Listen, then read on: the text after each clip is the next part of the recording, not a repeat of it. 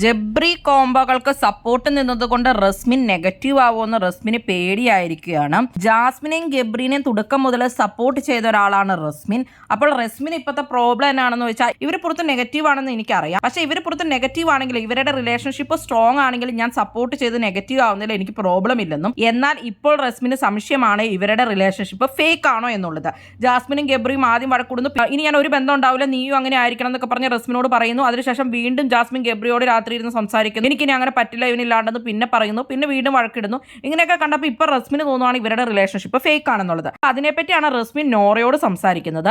അപ്പൊ നോറ പറയുന്നുണ്ട്, ഈ റിലേഷൻഷിപ്പ് നീ ഒന്ന് നോക്കുക, അർജുനും ശ്രീതും തമ്മിൽ ഫ്രണ്ട്സ് ആണ്, അതുപോലെ ഗബ്രിയും ജാസ്മിനും ഫ്രണ്ട്സ് ആണ്. അർജുനും ശ്രീതിനെ പറ്റി ഇങ്ങനെ ആരും ഒന്നും പറയുന്നില്ലല്ലോ. ജാസ്മിനും ഗബ്രിയും കാണിച്ചു കൂട്ടുന്നതിനെ പറ്റിയാണ് ആളുകൾ പറയുന്നത്. അതെന്തുകൊണ്ടാണെന്ന് നീ മനസ്സിലാക്കണം. അത് മാത്രമല്ല, ശ്രീതു അർജുനും ഫ്രണ്ട്സ് ആണോ അല്ലെങ്കിൽ റിലേഷൻഷിപ്പ് എന്തോ ആയിക്കോട്ടെ, അവർ തമ്മിലുള്ള റെസ്പെക്ട് നമ്മൾ കാണേണ്ടതാണ്.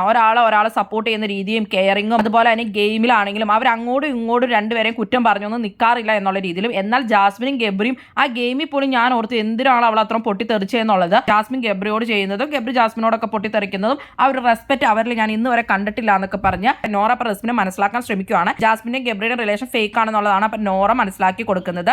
ഗെയിമിന് വേണ്ടി ഇവർ നിൽക്കുന്നതാണെന്നൊക്കെയുള്ളത്.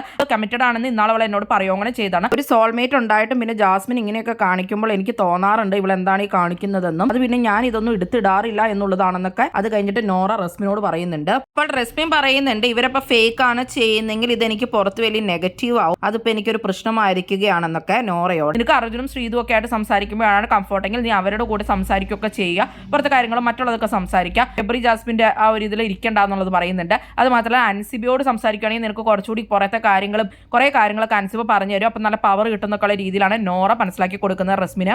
ഗബ്രിയും ജാസ്മിനും തമ്മിലുള്ള റിലേഷൻ അപ്പോൾ ഫേക്ക് ആണോ എന്ന് സംശയം കാരണമാണ് ഇപ്പോൾ അവരായിട്ട് വലിയ അടുപ്പം റസ്മിൻ കാണിക്കാത്തതെന്ന് മനസ്സിലാക്കാം. അപ്പോൾ അതുകൊണ്ട് ഇപ്പോൾ അർജുനെയും ശ്രീധുവിനെയും കൂടെ തന്നെയാണ് റസ്മിന് ഏറ്റവും കൂടുതൽ സമയവും. അപ്പോൾ അതാണ് കാരണം. എന്താണ് നിങ്ങൾക്ക് റസ്മിനെ പറ്റിയുള്ള അഭിപ്രായം? നിങ്ങളുടെ അഭിപ്രായങ്ങൾ കമന്റ് ബോക്സിൽ കമന്റ് ചെയ്യുക. കൂടുതൽ ബിഗ് ബോസ് വീഡിയോകൾക്കും ബിഗ് ബോസിന്റെ ലേറ്റസ്റ്റ് ലൈവ് അപ്ഡേറ്റ്സിനുമായിട്ട് ഈ ചാനൽ സബ്സ്ക്രൈബ് ചെയ്യണേ, സപ്പോർട്ട് ചെയ്യണേ. അടുത്തൊരു വീഡിയോയുമായി ഉടനെ കാണാം.